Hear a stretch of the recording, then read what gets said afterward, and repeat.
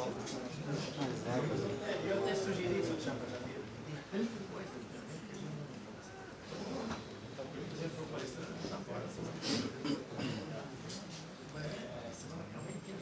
sexta-feira, tem CDI, tem SENAI, tem SESC, lá no Sul,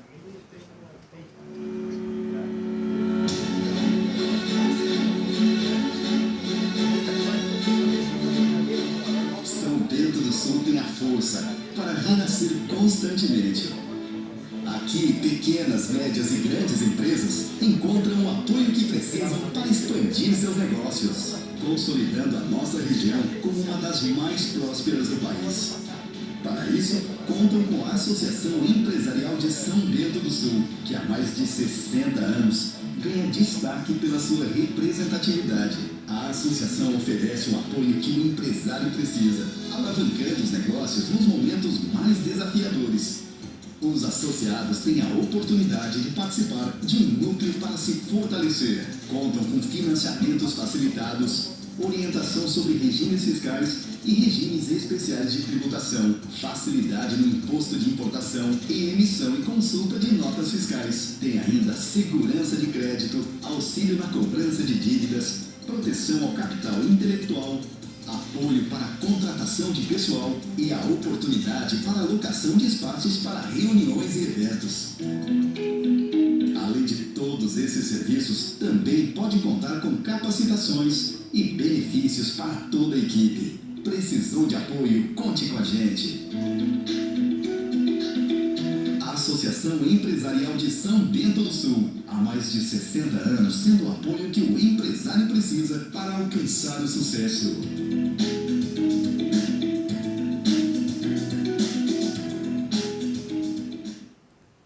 Boa tarde a todos. Antes de nós darmos início ao nosso evento, só gostaria de convidar rapidamente a Isabel e o Gustavo para vir até aqui dar um recadinho para os senhores a respeito do nosso PDE. Boa tarde, pessoal. Eu sou a Isabel, como o Gilmar já falou. Eu trabalho aqui na associação na área comercial e hoje eu vim dar um recadinho bem rápido para vocês. Nós estamos com as inscrições abertas para o PDE, o nosso Programa de Desenvolvimento Empresarial. Ele inicia em março de 2024 e estamos com 4 grandes áreas: gestão comercial e marketing, gestão financeira, gestão industrial e gestão de pessoas. O curso conta com 8 módulos, como a Isabel mencionou, de março até dezembro, e cada um dos cursos é em uma semana do mês, o curso totalmente presencial. Então estamos aqui para nos colocar à disposição de vocês, caso queiram informação, diretamente pelo site assisvis.org.br, pode entrar em contato comigo, lá também tem a ementa dos cursos. Preço promocional até dia 20 de dezembro, tá, pessoal? E começa a pagar somente em fevereiro, para se organizar também. Seria Legal. isso. Muito obrigado. Obrigada. Obrigado, Gustavo. Obrigado, Isabel. Bem, boa tarde a todos. Meu nome é Gilmar Vaz, atual presidente da Associação Empresarial de São Bento do Sul. Em nome da entidade, eu gostaria de agradecer a presença de cada um dos senhores em mais uma edição, na edição de novembro, dos nossos diálogos institucionais. Evento esse que nós temos a possibilidade de cada vez trazer alguma personalidade para conversar conosco a respeito da sua área de atuação, a respeito de assuntos relacionados à nossa indústria, tanto de São Bento do Sul como do Planalto Norte também. E na tarde de hoje, nós temos a honra de receber Carlos Alberto Giorgini, deputado federal, que vai me falar um pouquinho da sua atuação e também de assuntos relacionados da nossa classe empresarial. Gostaria de convidar a todos a participarem, questionar, fazer perguntas, para que nós possamos ter uma tarde bastante rica. Deputado, seja muito bem-vindo a São Bento do Sul, seja muito bem-vindo à Associação Empresarial de São Bento do Sul. Nesse momento, lhe passo a palavra para que possa dar andamento aos trabalhos. Obrigado. Posso usar aqui, né? Só para apoiar o...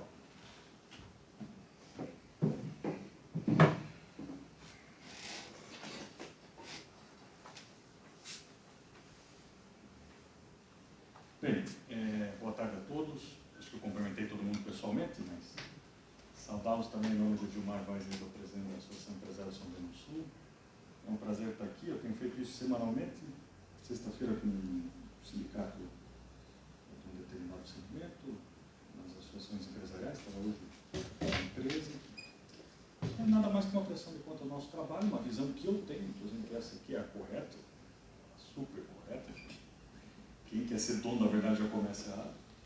Mas com dados que refletem o ano de 2023, que a gente estamos chegando ao fim, um ano com troca, né, de comando, tanto no Executivo Federal quanto estadual, né, quando a gente se desalinhou novamente, né, antes nós estávamos alinhados, eu falo desalinhar no sentido de não ter uma ligação política e ideológica dos dois governos, e com novos representantes no Poder Legislativo, tanto na Câmara dos Deputados quanto no Senado Federal, e assuntos importantes que acabaram sendo votados e que ainda estão sendo discutidos, e o que vai ter especialmente, o que é passado você já sabe o que aconteceu, e o que vai ter especialmente agora, nessas próximas semanas, até o dia 22 de dezembro, né, porque a agenda é bem larga, tem muita coisa para ser apreciada, que eu vou relatar aqui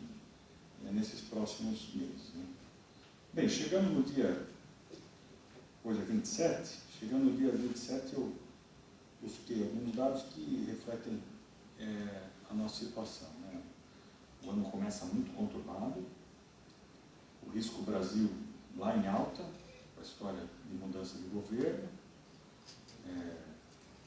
calor imenso nas redes sociais. Eu sou um político e não sou ideológico, não faço voto com isso aí, não votei no Lula, não votei no Bolsonaro, acho que eu quero falar isso de cara para quando chegar aqui, então eu faço com trabalho, com visita, com ações, o meu voto é focado na minha atuação. Nós tivemos o maior risco do Brasil na virada do ano, e hoje a gente tem o menor em 5 anos. Né? Isso é um dado público, todo mundo consegue, porque a informação ou a desinformação vem que tudo ia acontecer, que ia mudar tudo, e isso não tem acontecido. Né? O dólar está hoje em 4,90, deve fechar assim. A Ibovespa com 125 mil pontos, crescimento considerável.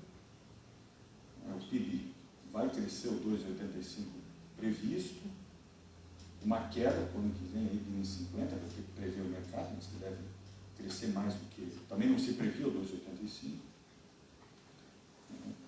A inflação em 4,90, 4,55, deve baixar até um pouquinho, se baixar um pouco o PIB, e 3,90 para o ano que vem. A Selic em 11,75, uma baixa muito suave, né? O custo do dinheiro ainda é muito alto, né? Isso é sentido por todos vocês, todos nós, e deve chegar aí um dígito ano que vem, paulatinamente baixando cada reunião, né, do Conselho Monetário.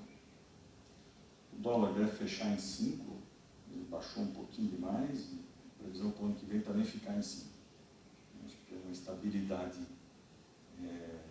dessa moeda, vale aqui tem um perfil exportador, e isso é importante. Há um crescimento grande, o saldo positivo é de 15 bilhões na entrada de capital estrangeiro na B3. Né? O Brasil começa a ser visto aí como um espaço para investir. O mundo todo está com previsões baixas de crescimento, então o nosso crescimento não é que seja bom, é melhor que o de vários lugares. E acaba, com a valorização da moeda estrangeira, o Brasil acaba sendo barato, né, para determinadas atividades e alguns fundos. O consumo de energia teve uma alta de 6,2%, esse é um dado interessante. A gente não viu aumento de consumo real das pessoas, ele foi só de 0,03% em outubro, estabilizando em novembro, que está acabando.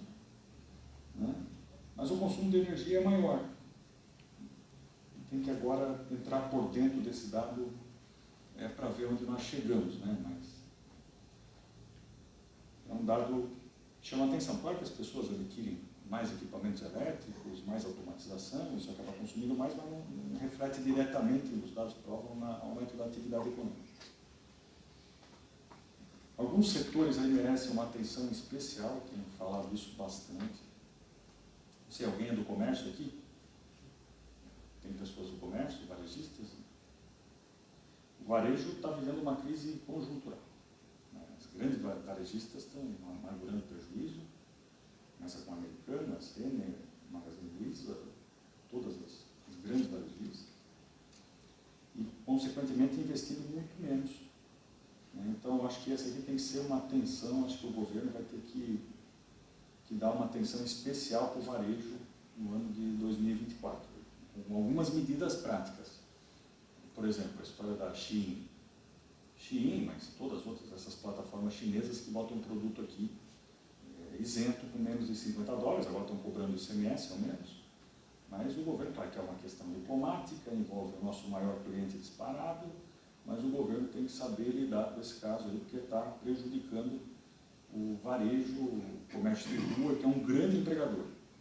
É um grande empregador e distribuidor de renda, que aluga sala, faz propaganda, mobiliza a indústria, que é o seu fornecedor. Então, acho que esse aqui é um setor que eu vejo que todas as entidades, nós temos que pensar com muito cuidado, o governo principalmente, uma forma de, não usando o protecionismo, não é tão simples assim, mas de manter o varejo brasileiro vivo, que é um setor importante. Outro dado interessante é que esse ano também 50% mais recuperações judiciais que o ano passado. Isso aí, a empresa não entra em recuperação judicial em 6 meses, é mais durando prejuízos seguidos, mas esse dado merece atenção, porque se aumentar, ele só no mês passado, salvo engano, foi 192 ou 172, eu posso estar falando um desses dois números, um número, e quem perde a recuperação judicial são empresas de um determinado porte que acabam gerando um prejuízo em cadeia para os seus fornecedores. Os estados, hoje eu ainda falava com o diretor de relação institucional da VEB, os estados, 6 estados aqui do nosso bloco sul-sudeste anunciaram um aumento do ICMS para 19,5%. Saiu de 17% tradicional, foi para 19,5%. Todos fora Santa Catarina, Espírito Santo, Minas Gerais, Paraná, Rio de Janeiro, São Paulo e Rio Grande do Sul. Com o álibi, que a reforma tributária, balela. Não foi nem discutido a alíquota da reforma tributária, depois eu vou falar disso. Eles botaram, esmaram um gatilho já para arrecadar mais já.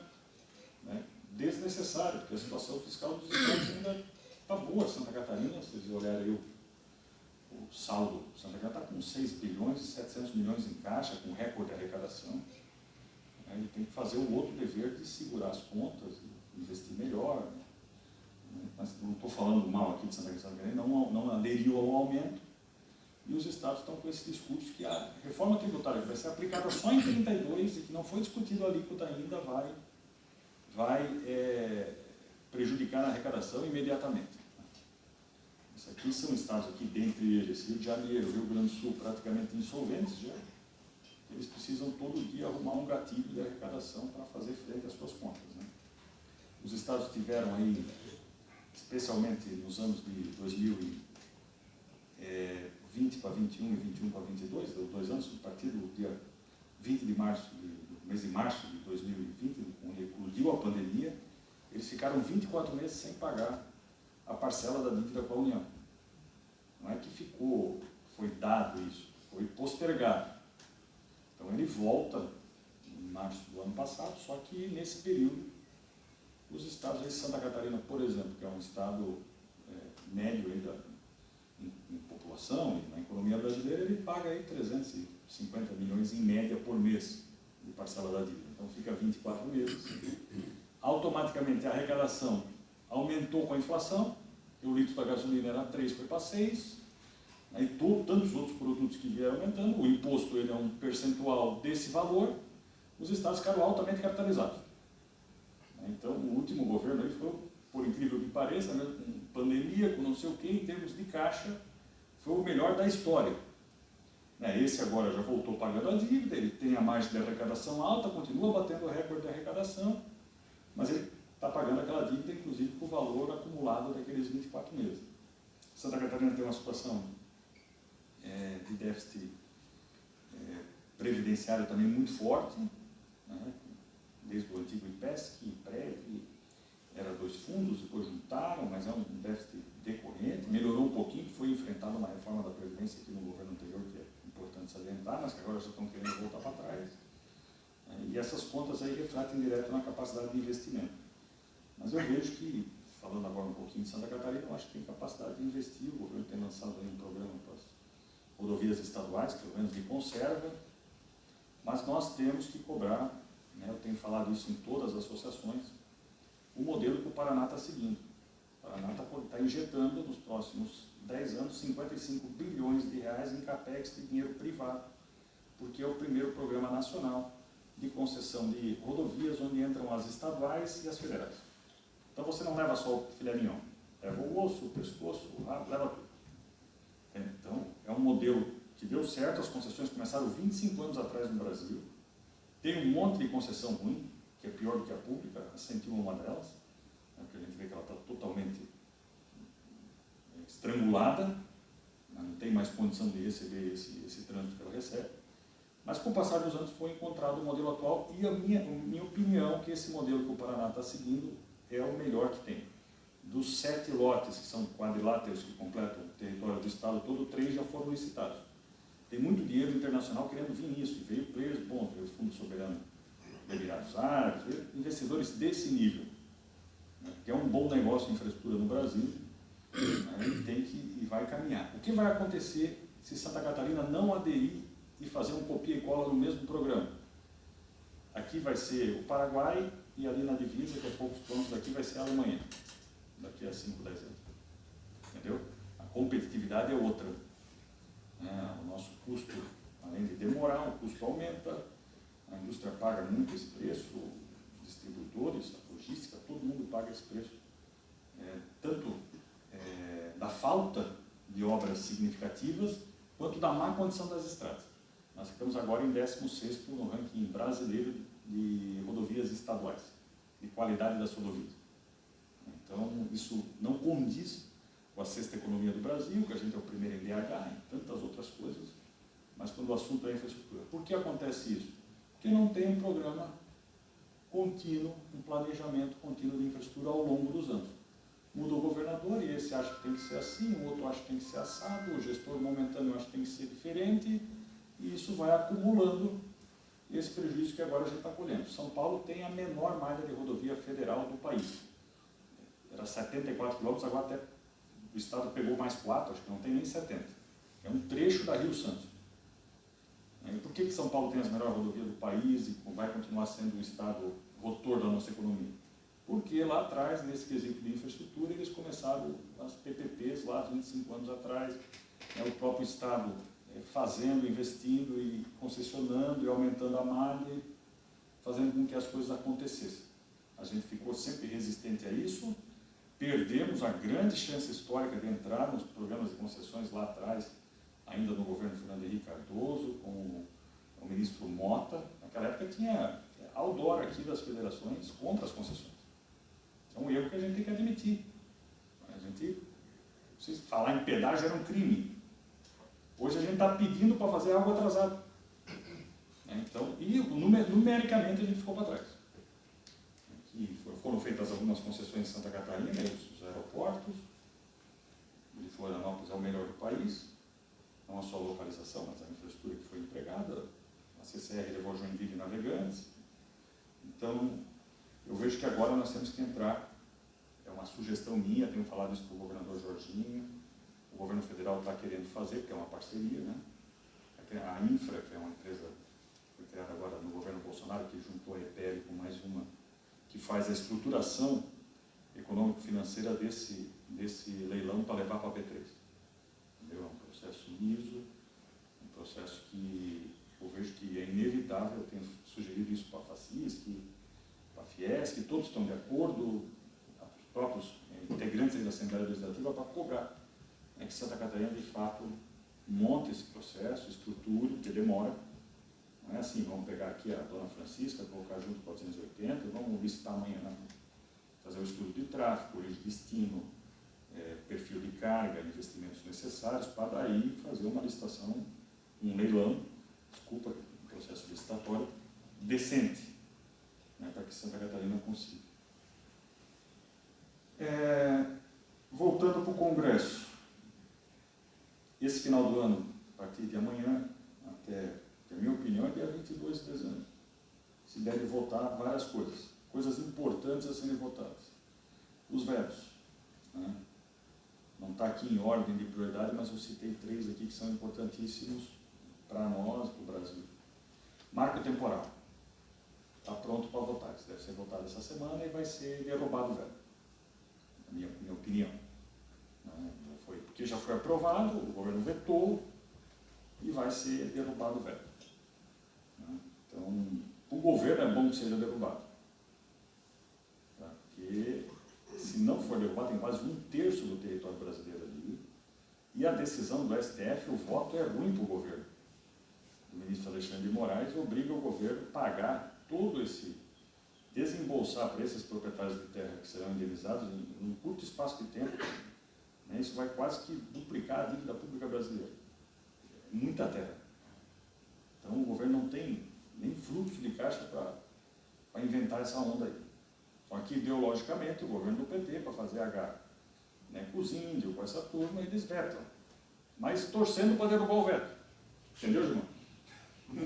Mas só uma pergunta, o veto é exclusivamente sobre o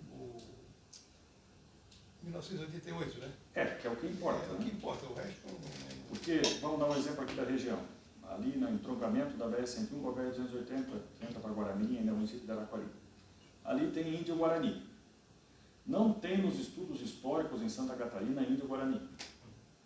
Não tem essa etnia indígena aqui ao longo dos anos. Eles vieram faz pouco tempo, se alojaram ali, 10 pessoas, que hoje são 300 talvez, não é muita gente, mas só que tem que dar lá um monte de coisa. Agora, para passar a duplicação das 280 lá, foi 4 caminhonetes, construção nova, campo de futebol, tem um cacique já, criou uma raiz, um problema danado. E vieram muito depois de 88, vieram agora, vamos chutar aí, 2000, anos 2000, né, nesse período de tempo. E isso, mesma coisa lá no Morro do Boi, lá em Palhoça, e aqui agora o prefeito de Mafra me ligou semana passada que chegou 80 índios lá na estação, lá, antiga estação lá, e estavam lá já, agora eles saíram daquele local por causa da cheia, que alagou, foram para um abrigo da prefeitura, mas daqui a pouco eles vão se alojar numa terra e gera um problema que não tira mais. Essa política indigenista brasileira era historicamente errada. Nos Estados Unidos os índios são ricos, eles têm fundos aí que investem aqui no Brasil, no mundo todo, porque ele é dono daquela. O Grand Canyon, por exemplo, é uma reserva indígena, que aquela receita que é operada lá por uma empresa fica para aquela tribo. Tem que ser algo assim. Aqui foi criado um coitadinho que o Estado fica sustentando, que ele tem a legislação própria, porque é silvícola, dentro da sua área, e o negócio não vai para frente. Foi muito romantismo empregado. E agora, para desfritar o ovo é um problema. E criou isso aí, virou, chamou a atenção de organismos internacionais, que parece que a sociedade brasileira está achacando os índios. Não é isso, a gente sabe que não é isso. Tem um respeito pelo índio, mas tem que dar condição de vida, melhorar a condição de vida dele. Aqui criou a cultura dela, tem que manter ele no habitat natural. Pô, a gente sabe que ninguém vive em habitat natural. Ele está lá, naquela casa lá no local, no meio do mato, mas ele tem internet, tem não sei o que, ele quer carro. Então traz ele para a cidade, dá estudo, ele vai lá, cria um programa, não sei. Acho que passou 1000 governos aí, mas ninguém discutiu, isso não tem que discutir com uma seriedade envolvendo o próprio indígena, que eu acho que eles vão querer. Que aquilo lá isso é bom para o cacique. Não é bom para o coletivo que está ali. Então o marco temporal depende do acordo de líderes, deve ser essa semana e eu acho que vai ser derrubado o veto. Que é importante para nós a questão das ferrovias. Por que é importante para nós? Eu só citei esse. A regulamentação, foi feita uma MP sobre ferrovias, né, que permite short lines, que são, por exemplo, a ferrovia passa ali em cima. Mas uma indústria aqui, a Tupper, ela usa, ou faz sentido logisticamente para ela ter um braço de ferrovia, ela vai poder pedir a concessão e fazer esses 3 km aqui, 2, entendeu? Para jogar até na alimentadora. Então isso aí está pacificado, isso não foi vetado, mas foi vetado a renovação desses contratos. Que nem a Rumo renovou todos do Brasil e o último que faltou foi a Malha Sul, que é essa justamente que passa aqui. Aqui dá 1,5 bilhão de investimentos em Santa Catarina, eles têm um compromisso de fazer. Então, tem que ou renovar com eles ou licitar de volta. Eu acho que com a regulamentação aqui desse veto, né? É que o governo vetou, porque na lei antiga estava justamente não poder renovar de ofício.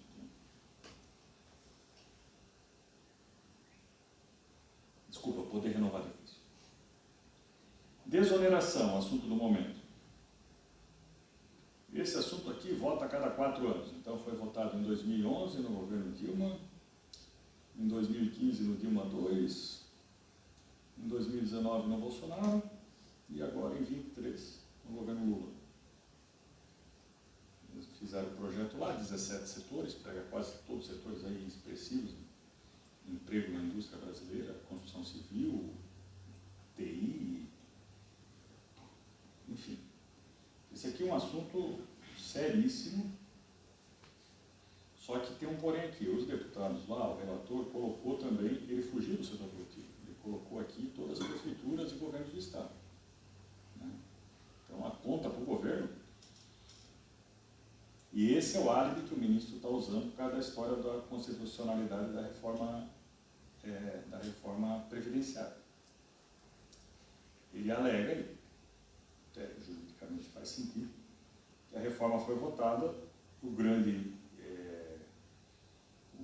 causador desse déficit da Previdência é o setor público, muito mais que o privado, né? E agora com uma mão a prefeitura vai deixar de pagar, com a outra ela pagar o maior prejuízo que ela tem no Instituto de Previdência. Não faz sentido, né? Ou quando ela é ligada às prefeituras menores usam o sistema do INSS, vão jogar o prejuízo para o governo federal.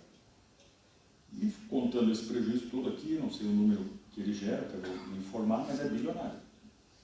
Jogando a cobrança do número de servidores em todas essas esferas no Brasil todo, né, por 4 anos. Então o governo, pelo que eu sei, que isso foi na quinta-feira à noite, eu já estava em Florianópolis, o governo vai emitir uma medida provisória reaplicando os 17 setores da economia sem as prefeituras e o setor público. Por que o governo precisa fazer isso? Porque é bonzinho? Não. Porque senão vai derrubar o veto integral. E daí entra essa turma junto. Entendeu? Porque politicamente eles se nucam. Porque agora está lá na porta os prefeitos batendo, os governadores. Eles querem tudo entrar na festa. Não faz sentido isso aí. Para dar força para a indústria, para esses segmentos específicos. Não é para dar mordomia para a prefeitura. Então, eu acho, daí volto a dizer, é uma opinião minha, que o governo vai fazer isso agora, nos próximos dias, antes do veto ser analisado. Esse mês continua normal, só que isso tem que ter uma solução até o dia 31 de dezembro, senão em janeiro vem o boleto da contribuição alta. Vota ainda esse ano a LDO, diretrizes orçamentárias para 4 anos. Isso é o primeiro ano de governo. O relator deve colocar, imagino também que possa ser votado ainda essa semana, ela é mais em linhas gerais. E vota a LOA, que é a lei orçamentária do ano que vem, né, na sequência da aprovação da LDO.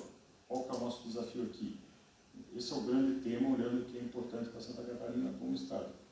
É assegurar os recursos para investimento nas rodovias, na saúde, pautas aqui nossas comuns a todo mundo e que são de interesse de Santa Catarina. Então, eu especificamente estou mais focado nas rodovias, acho que vou falar um pouquinho sobre isso já, e nós precisamos manter aí mais de 1 bilhão de investimento no ano que vem, para fazer frente às obras já contratadas, para não baixar o ritmo que elas adquiriram nesse ano de 2023. Então, para déficit zero já teria que ter corte, né? Já vou falar um pouquinho disso. O Tiago levantou o assunto, então, para cumprir a meta. O que é a meta? Só para deixar claro. Lá em 2017 ou 2018, agora eu estou com 17, o então ministro Meirelles fez o projeto do teto de gastos. Aquele projeto, se é seguido à risca, é salvar o Brasil. Ou se o Brasil tem isso há 30 anos, já era outro país. Ele é muito simples. Você só pode aumentar a despesa pública, mesmo tanto que a inflação. E o que entrar de dinheiro novo vai para investimento. Acontece que ele só foi cumprido em 2018. Em 2019 estourou, em 2020 foi quase 1 trilhão por causa da pandemia, E daí foi todos os anos estourando, e quando chegava essa época, além dessas coisas todas aqui, nós votávamos lá na Câmara as PECs, ou PLNs, de aumento de orçamento para cobrir o déficit que vinha acumulado perante aquela legislação. O atual governo entendeu que aquela era incumprível também, passou vários governos, eu acho que era cumprível, mas teria que fazer muitos cortes, e enviou para o Congresso o tal do arcabouço fiscal, aquele projeto que foi discutido lá em julho, foi votado e aprovado, que ele é uma média entre a legislação anterior, né, essa do Meirelles, e aquilo que estava acontecendo de fato. Mas já estava pifando de cara, não ia, ou não vai, cumprir essa meta. O ministro tem dito que vai cumprir, tem dito que vai cumprir, o presidente já tem que não vai. Isso é um problema. Eu deixo o mercado ansioso, descrente. O Brasil dá uma palavra, faz uma proposta e não vai cumprir. Então eu imagino que eu torço para que eles cumpram. Mas isso nós só vamos saber no ano que vem, porque esse ano ainda está sobre a luz da PEC da transição que nós votamos lá no final do ano passado. Que já era uma PEC, transição foi o nome mais simpático, uma PEC que estoura teto. Como teve, todos os anos a gente foi votando. Só que a gente fez um aperfeiçoamento nela. Aquele que estourou era exclusivamente para investimento, eu não pedi para custeio. Isso nos deu um gás. Isso nos deu aí mais investimentos nas rodovias aqui em Santa Catarina, por exemplo. Por que o Lula investiu em Santa Catarina 1 bilhão e 300 e o Bolsonaro 260 milhões e ele fez 25% dos votos e o Bolsonaro fez 75%? Porque as nossas obras são antigas, elas vêm se enrolando, obras licitadas com licença ambiental. Então o orçamento do DENIT saiu de 7 bilhões para 20, não vai executar 20, vai executar algo em torno de 18, 19, e desses 19 bilhões a gente conseguiu trazer 1 bilhão e 300 para Santa Catarina, entre as obras já contratadas e as obras emergenciais. Foi um baque, né? Esse ano agora tem 200 milhões de emergencial, a gente buscando aí por causa dessas chuvas do mês de outubro, de novembro, que é BR-153, 470, um monte de... Tem rodovia, aquela ali que entra General Carneiro, lá em cima está fechada, lá em Palmas, né, que vai sentido Irani. Então tem várias rodovias aí que vão receber agora tratamento emergencial para não serem obstruídas. Vamos falar um pouquinho do nosso quintal.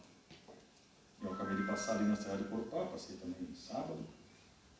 Tem um contrato ali finalizando, o Mar sabe bem aí, que acompanha, de 51 milhões de reais com a LCM, que é uma consultora tradicional, grande, de fora, do DENIT. E tem um contrato firmado, que já está sendo feito mobilização, de 44 milhões com a Ápia, que é uma outra consultora que é a segunda fase, né, que vai acabar. Então, vai ter obra ainda até outubro do ano que vem, novembro. Deve encerrar esse contrato com a LCM e iniciar o contrato com a Ápia, e tem mais um de 7 milhões, que é umas galerias, mas aí é lá em Corupá já com a CETEM. Então vai ter 102 milhões, e imagina se aí, eu fiz questão de ligar para o Alisson, que é o superintendente do DENIT, antes de vir para cá. Imagina que isso aí tenha um ano de obra pela frente. Eu fui com ele aqui em Rio Negrinho, nós fizemos algumas reuniões sobre aquela travessia urbana, pedindo lá algumas melhorias, passarelas, enfim. E eu estou tentando com ele, não estou prometendo, nós conseguimos licitar o projeto do contorno de Santa Amaro e licitar esse projeto do contorno aqui, que entra aqui e sai lá depois do Rio Negrinho. É o projeto, é conseguir dinheiro para fazer o projeto. Que demora 2 anos e pouco. Só que se não tem um projeto, por exemplo, agora teve uma janela de investimento.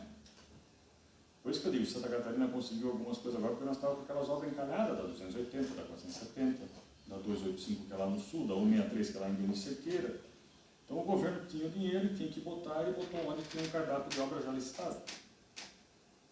Entendeu? E daí conseguimos alguns projetos novos, que é a elevação da 282, contorno de Santo Amaro da Imperatriz. Então a meta para o ano que vem nós conseguir aí uma janela de oportunidade no item orçamentário do projeto para tentar licitar esse projeto. Então eu estou pedindo para o Alisson fazer o referendo, o referencial, para ver quanto vai custar.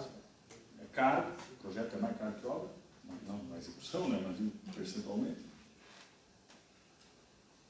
Mas é algo que precisa sair. Deputado, só uma dúvida.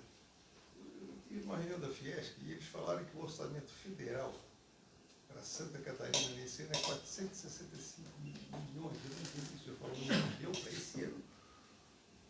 Não, esse ano foi 1 bilhão e 200. Pois é, mas eles falaram lá em 465 milhões. Estava lá o cara do Alisson, estava lá? Não, esse número é público aqui, depois eu vou dar para o senhor. Está nos portais, está nas Sim, notas sim. fiscais das empresas. Pode ser que se o senhor entendeu errado, talvez pode ser que até o final do ano, quando era. Eu me lembro, nessa conta está faltando os 200 milhões de manutenção, que eles têm lá. Aqui eu estou incluindo manutenção. São 200 milhões. E aqui eu estou botando a BR 280. 2014, 27 milhões 959 mil 919 reais. Então, eu tenho todos os anos. Nós tivemos bons anos em 2019 e 2020. Foi medido 104 milhões de reais. Aí ele baixou para 77, para 99, e esse ano nós vamos medir, esse ano nós temos na 280, tem um problema muito sério, que está parada desde o dia 20 de setembro do ano passado a obra do trecho BR-101 São Francisco do Sul, por inconsistência no projeto. Claro, o projeto é de 2000 e tanto, foi listado em 2014, só deu ordem de serviço lá em 2017 e não produziu nada lá. O projeto para aquela cidade de Araquari começou a crescer por meio da rodovia. No Brasil é uma moda de construir tudo lá na rodovia, então tu passa ali, tem loteamento com 2.000 lotes, 3.000 lotes. Quando ela ficar pronta, ela já vai estar sufocada. Esse ano, até o mês de outubro, 105 milhões 874 mil, vai dar uns 120. E daí choveu, prejudicou um pouco, mas tem recurso, mas tem que colocar a medição. Até hoje foi investido na duplicação da 280 778 milhões de reais. Vai fechar o ano com 800. E ainda vai faltar um bi para concluir todos esses túneis. Estou falando ali entre Jaraguá que são vários lotes. Um lote é esse contorno de Jaraguá, outro lote é de Guaramirim para BR-101 e outro lote é da BR-101 até São Francisco do Sul, que é o que está mais atrasado. Quais são os emergenciais que tem aqui em Santa Catarina? A BR-280, que eu elenquei, da LCN, 51 milhões 500 mil reais, 240 e 20. BR-282, um contrato da ANEL Via, 282 ali de Palhoça até Lages, 50 milhões 517 mil, mas esse é bem recente.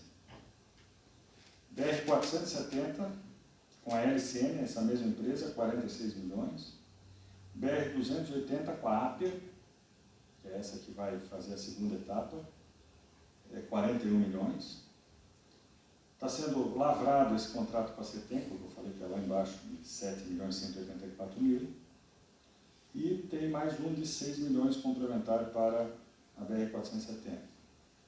Só que já tem mais coisa aqui que não está elencada, porque eu sei que tem a 153 que está fechada, que eu falei para vocês.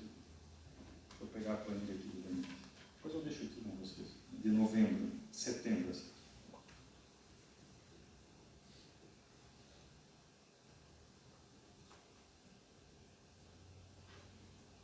Aqui tem uma planilha com itens e valor de pagamento por mês. Tem esses dados aqui que a Fiesc usa também sempre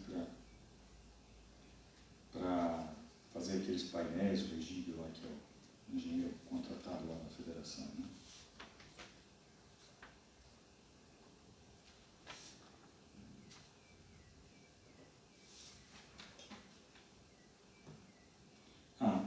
Vamos lá. Voltando para a ação do Congresso Nacional. Então, vota a LDO, vota a LOA. O nosso dever lá, não é favor nenhum, a gente está pago para isso, defender esses interesses de Santa Catarina, para a gente ter esse número no orçamento para o ano que vem, né, de investimentos em rodovias e outras prioridades, que são várias lá. Tem a reunião do Fórum Parlamentar Catarinense, se vocês verem lá, os caras vêm com prioridade tudo que é tipo, todo mundo quer. A pesca quer, a agricultura quer, não sei quem quer, educação, saúde, então tem investimentos constitucionais em algumas áreas que são assegurados, mas o meu foco específico está nas rodovias. E outro caso é a reforma tributária, foi aprovada em junho na Câmara, ou julho, que é julho de recesso, foi para o Senado, foi aprovada com dezenas de mudanças. Né? Teve muitas exceções aprovadas ali. Agora, o desafio é se nós vamos conseguir votar esse ano todo, analisar essas mudanças que eles fizeram. Né? Porque o senador tem muito pouco, cada estado começa, o meu tem que mudar isso, o meu tem que mudar aquilo, daqui a pouco tem que cuidar para ela não ficar pior do que já está. No sentido, não é pior que já está impossível, né? Porque tem 74 impostos, né? Então está muito tranquilo. Todas as federações apoiam a reforma, todos os estados, com exceção de Santa Catarina, Roraima, Rondônia e Acre, todos os estados, o placar foi muito favorável. Né, e aqui em Santa Catarina foi uma questão ideológica, de rede social, como votar contra tudo do governo é interessante para nós. Não é isso, mas é o que cola. Quem acompanha um pouquinho de política sabe que é isso que cola. Mas eu vejo que, só para vocês entenderem, e esse texto é a PEC, que ela institui as duas formas de cobrança do IVA e do IBS. A partir da aprovação desse texto, por isso que era bom que aprovasse esse ano, nós vamos começar a discutir alíquotas e tudo mais, a forma de cobrança a partir do ano que vem. Quando a virada de chave é 2032. Entendeu? Não é? Porque amanhã vai mudar, eu vou começar a pagar mais. Não. Tem muitas coisas, o Thiago é contador também, tem muitas coisas que têm que ser levadas em consideração. O prestador de serviço vai pagar mais, vai? O MEI, o microempresa, empresa de pequeno porte, todos esses benefícios não mudam absolutamente nada, já estamos falando para 99% dos CNPJs. Vai mudar para as empresas maiores, alguns segmentos se sentem privilegiados, principalmente a indústria, que se levar o valor adicionado, ela vai, na minha opinião, pagar menos e ser mais competitiva, ela vai acreditar, quanto que a indústria acredita hoje do ISS que paga, Thiago? ISS? Nada. Nada. Ela vai acreditar que o ISS Vai estar dentro. vai estar dentro, vai pagar menos lá na ponta. Então, quem defende a reforma tributária? A CNI, a indústria, firmemente. A CNC menos, porque ali está o comércio, o serviço, o comércio defende muito. E o serviço tem o temor, eu entendo. Se eu tivesse uma empresa só de serviço, que eu estava destacando 5, 3, depende do município, agora eu vou pagar mais, mas ele também vai acreditar as coisas que ele compra e vai pagar. Então é uma conta que tem que ser feita e vai pagar de uma forma mais simples, Luiz. Não vai ficar pagando vários boletos separados, município, estado, governo federal, volta, entendimentos diferentes. Tem uma subindústria atrás dessa complexidade tributária. Aí eu vejo que esse novo modelo, que é o modelo que o mundo todo usa. E algumas categorias ficaram na base reduzida também.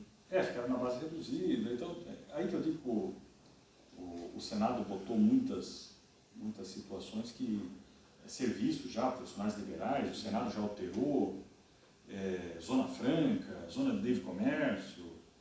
Eu só tenho uma preocupação para não deixar tudo como estava. Né? Então, daqui a pouco a gente cobra de uma forma diferente, mas tudo como era antes. Outra coisa, não vai baixar a carga. O que vai acontecer? Depende da tua atividade econômica, vai ser mais interessante para algum e pode ser mais prejudicial para o outro. Por exemplo, uma indústria de altíssimo valor agregado de lucro, tecnologia e tal, ele lucra mais, mas ele vai pagar mais também é uma cobrança justa. A empresa que tem uma margem menor, mão de obra intensiva, que é mais ou menos o DNA da maioria das nossas indústrias aqui, esse vai acabar, na minha opinião, sendo beneficiado de ficar mais competitivo. Entendeu? Mas eu estou aberto a sugestões, se tiver algo ainda, tem tempo de discutir na Câmara. O relator é o mesmo, Aguinaldo Ribeiro, ele recebeu, esse aqui voltou do Senado, ele está fazendo um parecer para submeter ao plenário. O Arthur veio com a história de votar fatiado, ele é totalmente contrário, ele quer votar o texto todo, que ainda está sujeito a veto, essas coisas por parte do governo, para depois, por meio de projeto de lei complementar, PLC, começar a discutir a língua. Então, só deixar vocês bem informados do que está acontecendo com essa história de reforma tributária. Bem, gente, seria mais ou menos isso. Estou aberto aí para perguntas ou sugestões. Obrigado, deputado. Alguém gostaria de fazer um comentário, uma pergunta, por favor? Evandro? Deputado, o senhor é empresário, conhece bem o sistema tributário brasileiro, uma coisa dentro da empresa, outra coisa a parte institucional, que é a relação federação, com União, com município, com Estado, que essa confusão aí que está, na minha opinião, atrapalhando tudo. O problema todo é que ninguém está entendendo. Para ter uma ideia, teve um empresário grande, de comércio, que disse o seguinte: como é que eu vou pegar o meu preço e botar mais 27% ou 25%? Eu assim, não, o teu preço de venda, tira o imposto, não vai, no preço de venda das empresas não vai ter mais imposto. Acabou. O imposto é separado. Quem vai pagar é o contribuinte. Por isso que o comércio, o crime coletivo vai aumentar o comércio, mas o crime é coletivo, não tem um comércio que vai pagar mais e o outro comércio vai pagar menos. Esse assunto simplesmente não se fala. Se fala em briga do Estado, porque isso, porque o não sei. Então, na verdade, isso é... E outra coisa que o senhor falou, pior do que está. Isso aí não existe. Qualquer porcaria que sair é melhor do que está hoje, pelo amor de Deus. Todo mundo esqueceu disso. O problema é que a maioria dos congressistas, com exceção de quem que tem uma atividade empresarial, que conhece isso em minúcia, quer dizer, a inconsistência de crédito, por exemplo. Hoje é um negócio de crédito, o crédito CM é um, o IPI é outro, é uma esculhambação esse troço aí. Então isso aí não está sendo conversado no Congresso e o povo não sabe disso aí. E o pior é que tem empresário que também não sabe e ficam arrotando um monte de besteira. O sistema do Brasil vai ser 50% maior do mundo. Nem foi estabelecido vai começar com aquele 0,5%. O dia que eles fizerem aquele 0,5%, que eu não sei qual é o ano, o senhor deve saber qual é o ano, aí você tem uma base exata do que vai acontecer. Então, o que se fala hoje é tanta besteira, tanta idiotice.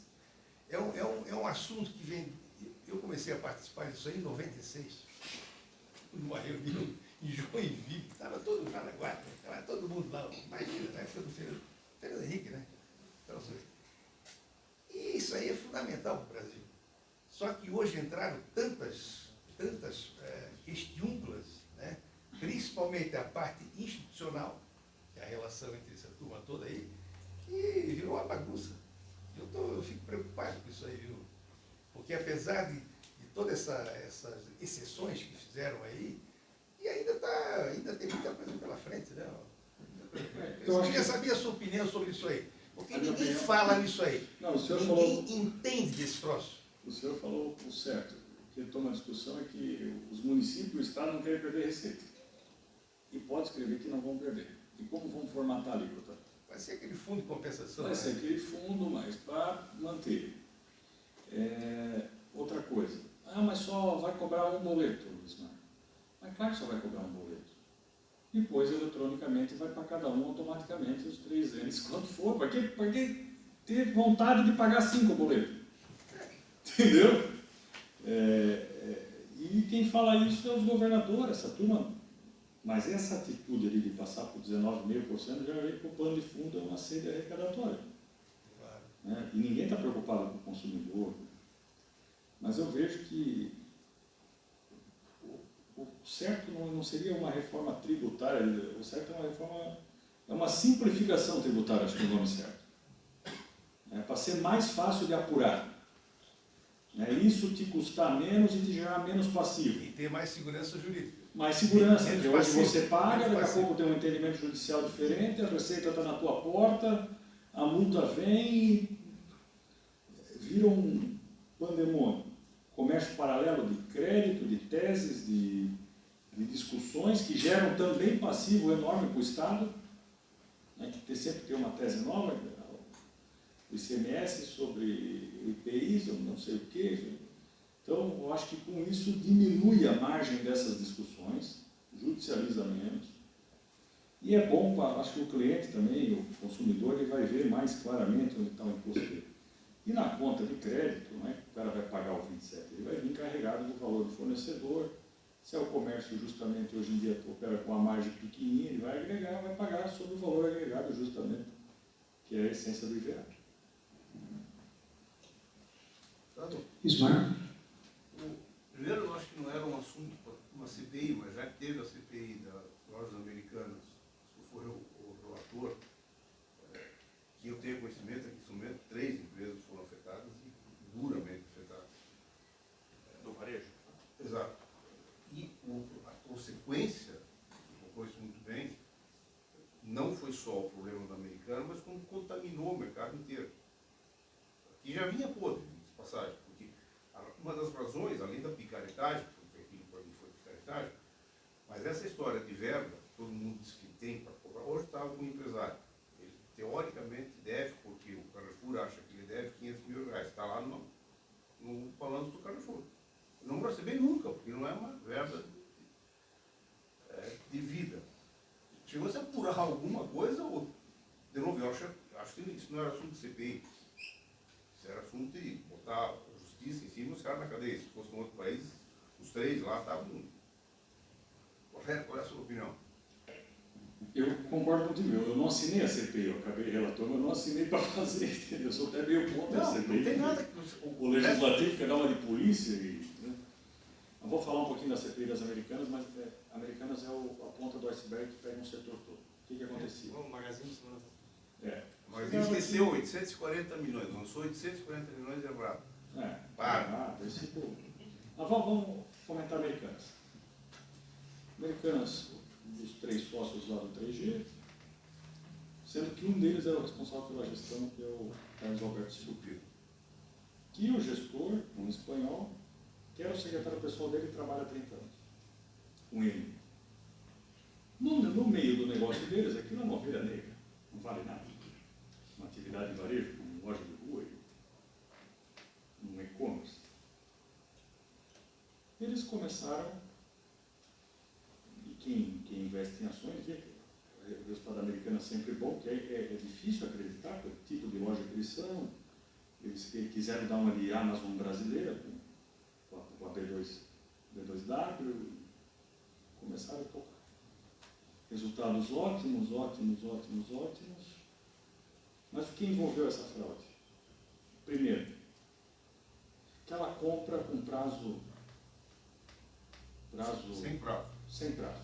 Eu chegava aqui na pequena indústria de camiseta, me dá R$1 milhão em camiseta, vou te pagar em 180 dias. Então ali entra uma outra figura, Smart, que eu acho que foi complacente com isso aí, que é o Sistema Bancário Nacional, os bancos. Sim. Os bancos, se eu ganho X por mês, eu vou lá no banco fazer um empréstimo, ele já sabe o meu score certinho de quanto eu posso pegar, onde eu estou devendo. Para as americanas, não. Para as americanas, eles tinham 3 faturamentos anual lá devendo em banco com título, um aval de título de terceiro. Porque a operação era tão maquinada para dar um golpe, que ela chegava lá, a empresa do Tiago, emitia uma nota, um boleto contra americanos, de R$1 milhão, que eu dei o exemplo, e ele ia descontar aquilo no Itaú. Entendeu? Então, ele era o devedor. A Americanas estava avalizando se ia pagar, se não ia. Então, quando estourou o primeiro, estourou uma. Então, desse rombo todo já foi 20 para banco. Mas por que o Bradesco, o Itaú, o Santander, todos esses bancos fizeram isso? Porque ao longo de 20 anos eles ganharam tanto dinheiro nessa operação, que agora, se eles perderem aqueles 4 lá, já está contabilizado. Né? Então, esse é um fato A. O segundo, e Ismar, isso é importante, porque daí essa dívida não contabilizada. Não era contabilizado como dívida. Era um pagamento a ser feito, dizia que estava no giro, o estoque aumentava proporcionalmente. Aí, vamos lá. Segundo, essa verba de propaganda premiada. Isso é um abuso, porque isso é uma relação privada entre o comerciante e o fornecedor, que ele pode, a gente sabe que ele já abusa do fornecedor, essas grandes redes, pedindo um monte de coisa, mas isso geralmente não é uma prática correta escriturar isso aí, porque ela não está regulamentada em lei. Então, esses dois fatores, passados por auditores independentes, que são as grandes empresas do mundo, né, passado Dizer que os caras não viram isso pela CVM. Então, qual que é a minha conclusão desse caso? Esse caso foi um golpe muito bem arquitetado, com a participação de centenas de pessoas, porque ninguém dá um golpe de 40 bilhões sozinho. Então, acho que na diretoria ali, muita gente, não só na diretoria, o próprio gerente, o cara, os auditores. Eu acho que é muita gente envolvida nesse golpe, e o pior que pode preceder tantos outros. Porque eu tenho varejo, quem trabalha com varejo é um negócio duro. O cara paga aluguel, compra, vende, a margenzinha, se ele levar um calote, já entra no prejuízo. E essas varejistas aí dão um lucro de... Tem uma aí dá 12%, não existe isso. É na contramão do mundo. A não ser que é uma questão tributária muito forte. Americanas daí, outro dado interessante. O prejuízo veio justamente do e-commerce. Não foi na loja física, eu achava que era na loja física. Ele veio do e-commerce, que o marketplace deles botou milhares de pessoas, de empresas lá operando, que acabaram gerando um passivo e virou uma coisa incontrolável. A Magazine Luiza também está perdendo dinheiro. Também, que achou que o negócio do mundo era aquele Magalu, e não é. Né? E outro fator, que daí o que a gente acabou fazendo na CPI, que foi importante a tua pergunta. Nós fizemos 5 propostas legislativas. Né? Primeira, para tipificar esse crime que ainda não é tipificado no Código Penal. Algo muito simples. Gestão fraudulenta. Por exemplo, agora o tal do Gutierrez lá vai ser processado. Aí não sabe se processa ele, ou CNPJ, ou todos envolvidos. Então, o crime vai ser tipificado. Isso é uma coisa óbvia que não tinha sido feito, mas já estava recorrente, era empresa X, eu não sei quem. Então, a gente fez uma proposta legislativa. Segundo, criamos a figura do informante premiado. Que o cara está fazendo a picaretagem lá e eu sou o gerente ali embaixo e ele me obriga a fazer algumas coisas. Então, eu vou poder anonimamente denunciar. Né? E também, quando eu falo anonimamente, o nome dele não vazar, porque se o cara fazer isso no Brasil, ele não consegue emprego em mais lugar nenhum. Então, ele vai fazer anonimamente e ser premiado ainda com o valor que a queixa dele ou a denúncia dele salvou. Porque com certeza alguém teria, nesse caso específico da Americanas, denunciado há 10 anos atrás, teria impedido um roubo muito grande. Isso já tem na Alemanha, tem nos Estados Unidos, e todo ano aumenta o nível de denúncia, inclusive brasileiros que atuam nessas multinacionais denunciam lá, a gente foi pesquisar. Terceiro, a responsabilidade dos auditores independentes. Custa uma nota e o investidor em ações e tal, ele acredita no cara. Essas Big Four, os caras, eles valorizam o mundo. Né? E se eles estão fazendo isso, tinha troca de e-mail, tem provas contundentes. Deixa eu lembrar aqui. Fizemos uma proposta de estruturação da CVM. A CVM, em ordem de grandeza, tem 350, não tem mais 400 servidores, o Banco Central tem 5.000. E quantas empresas listadas tinham há 20 anos atrás e quantas tem hoje? Todo dia tem IPO, essas coisas, e a turma está vendendo fumaça.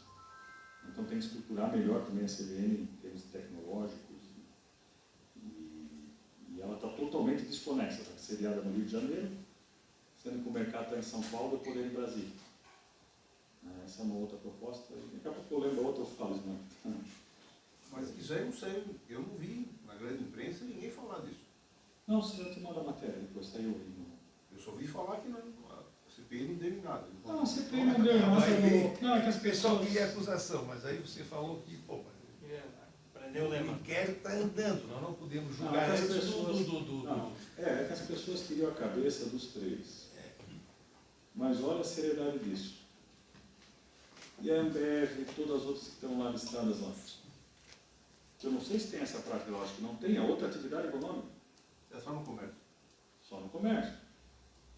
Entendeu? Daí você é um investidor da Ambev, eu vou indiciar os caras para o teu patrimônio cair metade amanhã.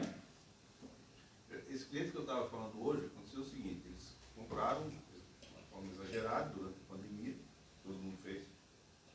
Aí para liquidar, baixaram o preço e querem pagar, mandar a conta, sem o cara ter concordado. 500 mil reais. Para o pedido era de 2 milhões. De fornecedor vai ficar devedor, então. Ele está devedor hoje. E como é que eu posso dar 500 mil numa fatura de 2 milhões? Nem tráfico de cocaína dá essa marca. Não. Claro. Mas ainda na questão da americana ali, essa prática é muito comum no varejo. Os bancos, o endividamento do varejo está muito alto. Já houve um corte de crédito e agora teve um acerto, que é recente da semana passada, que os 3 sócios vão injetar metade da dívida bancária, eles vão pagar do bolso, e metade os bancos vão transformar em ações que serão emitidas. Vai dar um sufoco, vai dar um sossego. Mas isso vai dar, e eles ainda vão pagar essa conta, vão pagar meia boca, porque eles têm lastro para isso. Mas se isso acontecer em qualquer outra dessas aí, não vai ter. Vai quebrar de rodo. Eles vão fazer por causa da imagem deles nos outros negócios, da denúncia nos Estados Unidos, por causa da Budweiser, da Lenscraft, e outra história. Thiago? Deputado, me parece, né, que o grande avalista da questão caixa do governo tende a ser o STF, né? Muito mais aí hoje pelas indicações que a gente deve ter na sequência, ou a indicação, né? Eu falo pontualmente para essa questão de orçamento, né? E a gente tem algumas decisões no âmbito tributário, e vou comentar uma aqui que eu imagino que só o Congresso pode fazer alguma coisa, né?